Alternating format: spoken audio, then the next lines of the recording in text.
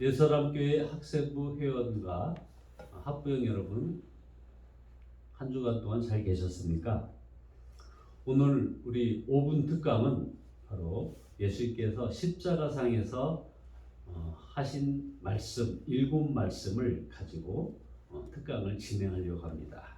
오늘 첫 번째 시간으로 바로 제목은 용서의 십자가. 그래서 누가복음 23장 34절에 이에 예수께서 이르시되 아버지 저들을 사하여 주옵소서 자기들이 하는 것을 알지 못함이니이다 하시더라. 그들이 그의 옷을 나누어 제비 뽑을세 라는 이 말씀을 가지고 잠깐 은혜를 나누고자 합니다. 사순절 다섯째 주간 예수님의 십자가의 은혜가 여러분과 함께 하시기를 축복합니다. 흔히 여러분들 유언이라는 말을 하지요. 어떤 사람이 인생의 마지막 순간에 남긴 말을 보면 그 사람이 어떤 사람인지 그리고 무엇을 가장 가치 있게 여겼는지가 그대로 드러납니다. 우리 예수님께서 십자가에서 마지막으로 남기셨던 7말씀, 가상칠언의 말씀을 통해 십자가의 은혜를 묵상하며 은혜 받고자 합니다. 이처럼 가상칠언을 묵상하려는 것은 우리가 져야 할 십자가가 무엇인지를 깨닫기 위해서 그렇습니다. 마태복음 16장 24절에 주님은 누구든지 나를 따라오려거든 자기를 부인하고 자기 십자가를 지고 나를 따를 것이니라 말씀하셨습니다. 예수님이 남기신 7말씀 중에 그 첫 번째 말씀이 바로 오늘 우리들의 본문인 것입니다. 아버지 저들을 사하여 주옵소서 자기들이 하는 것을 알지 못함이니이다 입니다. 예수님이 가르쳐 주신 우리가 져야 할 첫 번째 십자가는 바로 용서의 십자가입니다. 행악자로 불리우는 두 사람의 십자가 사이에 군인들은 예수님을 십자가에 못 박고 그 십자가를 아주 단단하게 세웠습니다. 이미 수없이 채찍에 맞으셨고 양손과 양발이 십자가에 못 박힐 때 예수님의 뼈는 어그러질 대로 어그러졌고 온몸에 피와 물은 걷잡을 수 없이 흘러내렸습니다. 이 모습을 시편 기자는 22편 14절에서 나는 물같이 쏟아졌으며 내 모든 뼈는 어그러졌으며 라는 표현을 통해서 그 참혹한 현상을 구약에서 이미 예고하고 있습니다. 그런데 놀랍게도 그 순간에 예수님은 신음과 비명 대신에 사람으로서는 상상할 수 없는 그런 기도를 하셨습니다. 그런 기도를 우리는 간구라는 말로 표현합니다. 아버지 저들을 사하여 주옵소서 자기들이 하는 것을 알지 못함이니이다. 주님은 자기 자신을 십자가에 못 박고 매달은 저들을 향해서 용서의 기도를 드리고 있는 것입니다.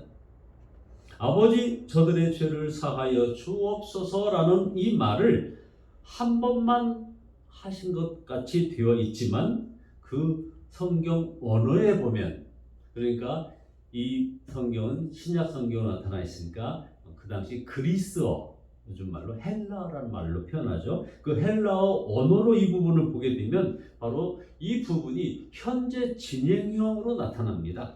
이것은 십자가에 달려 계셨던 그 시간이 6시간 정도인데 6시간 내내 그 고통 속에서도 계속 반복하여 이 기도를 드리셨다는 겁니다. 왼손이 못 박히실 때 예수님은 기도를 하셨을 것입니다. 아버지 저들의 죄를 용서해 주시옵소서. 오른손이 못이 박힐 때 또 기도하십니다. 아버지 저들의 죄를 용서해 주시옵소서. 발목이 못 박히는 그 순간 또 기도하십니다. 아버지 저들의 죄를 용서해 주시옵소서. 십자가에 매달리면 온 이 내장이 막 뒤틀리는 그런 형벌이죠. 창자가 뒤틀리고 온몸에서 피가 막 거꾸로 막 솟는 그 고통과 처절한 아픔의 절정에서 예수님이 또 기도하십니다. 아버지 저들의 죄를 용서해 주옵소서. 예수님이 십자가에서 이 첫 번째로 간구하셨던 이런 용서의 기도는 그 당시 로마 군인들뿐만 아니라 바로 저와 여러분을 위한 기도였다는 것을 우리가 잊어서는 안 됩니다. 그런 은혜가 깨달아지면 그리고 그런 은혜를 깨닫고 나면 우리는 이 말씀을 또 다시 읽힐 수 있습니다. 아버지 방해주를 용서하여 주옵소서. 방해주는 자기가 하는 것을 알지 못함이니이다. 성경은 우리가 하나님으로부터 용서받을 자격이 눈꼽만큼도 없음을 말씀합니다. 로마서 5장 14절이 대표적이죠. 곧 우리가 원수 되었을 때 그의 아들의 죽으심으로 말미암아. 그의 아들이 누구죠? 바로 예수 그리스도 아닙니까? 하나님과 화목하게 되었은즉 화목하게 된 자로는 더욱 그의 살아나심으로 말미암아, 즉 부활하심으로 말미암아 구원을 받을 것이니라. 분명히 우리가 하나님과 원수 되었을 때라는 표현을 하고 있는 것입니다. 그런데 하나님과의 관계 회복을 위해 어떤 것도 할 수 없는 우리에게 우리 주님께서 천지만물을 창조하신 그 하나님 당신이 먼저 찾아오셔서 그 물코를 터주신 것입니다. 여러분 요한일서 4장에 나오는 위대한 사랑의 선언문 아시죠? 요한일서 4장 10절 11절 말씀인데요. 아주 유명한 말씀입니다. 사랑은 여기 있으니 우리가 하나님을 사랑하는 것이 아니요 하나님이 우리를 사랑하사 우리 죄를 속하기 위하여 화목제물로 그 아들을 보내셨습니다. 사랑하는 자들아 하나님이 이같이 우리를 사랑하셨은즉 우리도 서로 사랑하는 것이 마땅하도다. 이 말씀에서 사랑이라는 말을 용서로 바꿔서 다시 한번 읽어보기 바랍니다. 자, 읽어봅시다. 용서는 여기 있으니 우리가 하나님을 용서하는 것이 아니요 하나님이 우리를 용서하사 우리 죄를 속하기 위하여 화목제물로 그 아들을 보내셨습니다. 사랑하는 자들아 하나님이 같이 우리를 용서하셨은즉 우리도 서로 용서하는 것이 마땅하도다. 그렇습니다. 오늘 예수님의 용서의 간구는 용서의 이런 기도는 실은 하나님의 사랑의 초청인 것입니다. 용서와 사랑은 사실은 하나의 속성이라는 것이죠. 그러므로 예수님의 용서의 십자가를 붙들지 않고서 누군가를 용서한다는 것은 이것은 불가능한 것입니다. 그런데 더욱 감사한 것은 하나님의 용서는 우리에게 아무런 대가를 요구하지 않으셨다는 것이 진정한 용서는 오직 주님에게서만 배워야 하는 겁니다. 그래서 우리가 이 용서의 십자가라는 말씀을 제목으로 삼아서 이렇게 얘기하고 있는 겁니다. 우리가 누군가를 용서할 때 그 잘못에 대한 기억을 남겨두고 또 다른 대가를 요구하기도 하지 않습니까? 그러나 하나님의 용서는 다릅니다. 예레미야 31장 1절에 내가 그들의 악행을 사하고 다시는 그 죄를 기억하지 아니하리라 여호와의 말씀이니라. 자 보십시오. 은혜의 복음은 용서가 회개보다 앞선다고 선언을 하는 거예요. 용서의 십자가는 죄인인 우리가 하나님의 자비를 구하기도 전에 먼저 용납되었다고 말해 주는 겁니다. 이제 우리가 할 일은 십자가에서 이미 이루신 하나님의 자비를 이제 받아들이기만 하면 되는 거예요. 혹시 이 자리에 이 방송을 보고 있는 그 자리에 아버지 집을 떠나 사실은 엉망진창으로 삶을 살았던 그런 탕자의 심정으로 오늘 예배의 자리에 앉아있는 분 혹시 있나 모르겠습니다. 우리 학생들, 그러는 학생들 처절한 심정으로 이 방송을 보고 있는 사람이 있는지 모르겠습니다. 우리가 어떤 삶을 살다가 이 자리에 왔는지는 우리 아버지 되시는 주님은 다 알고 계십니다.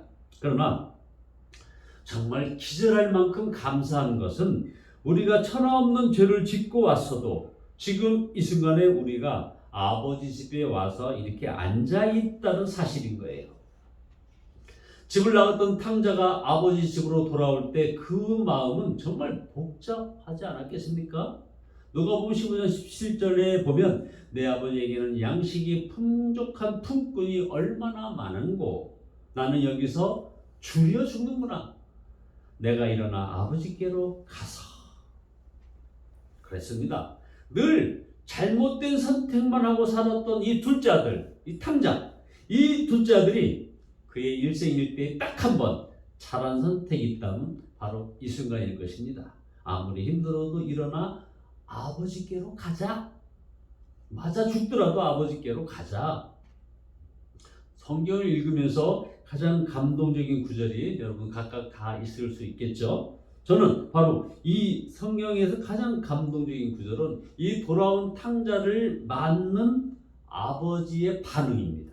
누가복음 15장 20절에 아직도 상거가 먼데 아버지가 저를 보고 측은히 여겨 달려가 목을 안고 입을 맞추니라는 표현이 있죠. 그러니까 돌아온 탕자를 향해, 즉 돌아온 아들을 향해 아버지는 꼬치꼬치 캐묻거나 들볶거나 배은망덕을 꾸짖거나 어떤 말로도 쏘아붙이지 않으셨습니다.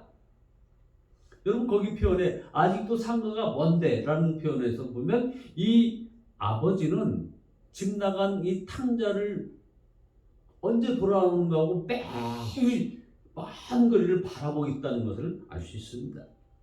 그래서 아들이 21절에 이제 아버지에게 이렇게 말을 합니다. 아들이 이르되 아버지 내가 하늘과 아버지께 죄를 지었사오니 지금부터는 아버지 아들이라 일컬음을 감당하지 못하겠나이다. 이렇게 아들이 이제 반응을 하면은 당연히 아버지는 뭐냐?